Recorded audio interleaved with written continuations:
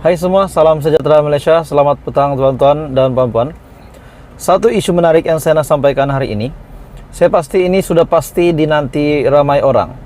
Akhirnya SPRM buat satu lagi keputusan, satu lagi pendedahan yang bagi saya ini memang mengejutkan. Menurut satu kenyataan ataupun artikel dari Malaysia Kini, SPRM tahan reman Bendahari Agung Bersatu. Okey, saudara-saudara, setelah kita tahu bahawa suspek untuk isu Jana Wibawa iaitu Presiden Bersatu sendiri, Muhyiddin Yassin, dan Wan Saiful Wanjan yang juga telah didakwa bersama dengan Adam Radlan dan Tengku Zafrul juga sebagai saksi. Hari ini pula kita mendengar SPRM telah menahan reman Bendahari Agung Bersatu.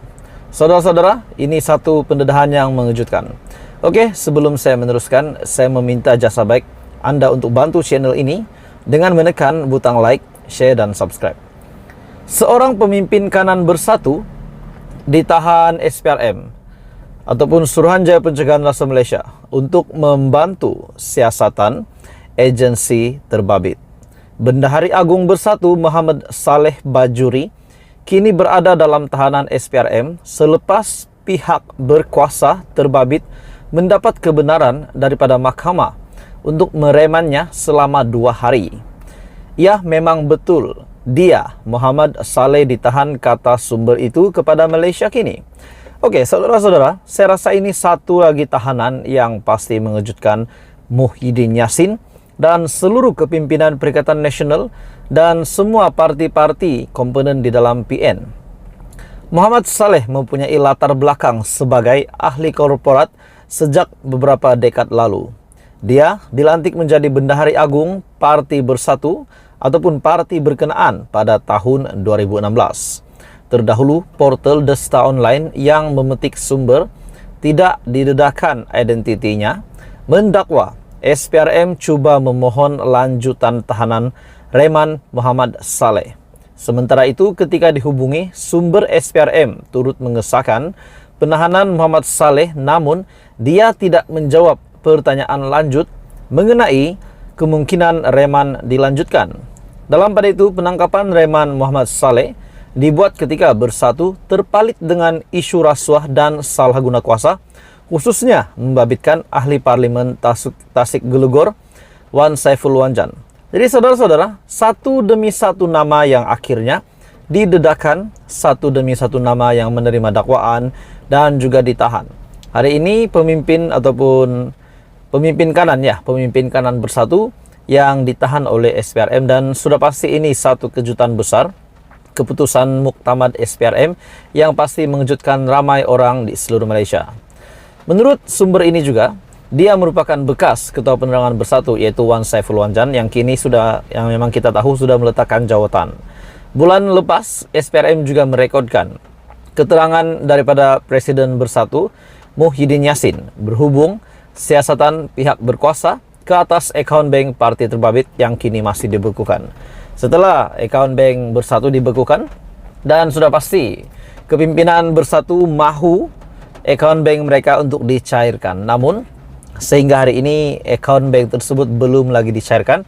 Bahkan terdapat satu lagi pengumuman ataupun keputusan terkini mengejutkan daripada Bersatu, yaitu daripada SPRM, maafkan saya, yaitu di mana SPRM telah mengesahkan menahan reman Bendahari Agung Bersatu. Jadi saudara-saudara, tuan-tuan dan puan-puan, apa komen anda dengan isu hangat hari ini? Teruskan bersama di dalam channel ini untuk perkembangan politik yang seterusnya.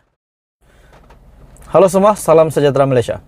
Setelah Perdana Menteri Malaysia yang ke-10, Datuk Seri Anwar Ibrahim telah memutuskan ataupun telah membatalkan projek tebatan banjir di atas beberapa sebab, akhirnya ramai pemimpin-pemimpin yang mulai bersuara.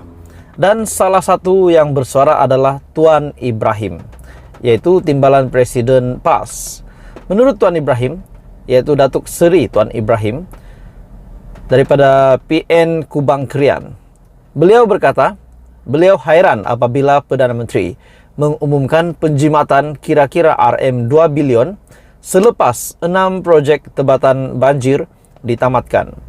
Beliau bertanya bagaimana boleh adanya penjimatan sedangkan proyek tersebut belum lagi bermula.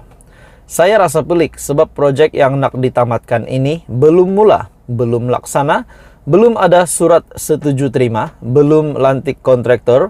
Bagaimana kerajaan tiba-tiba nak umum tamat perkara yang belum mula? Yang peliknya umum penjimatan. Oke, itu pandangan daripada Tuan Ibrahim.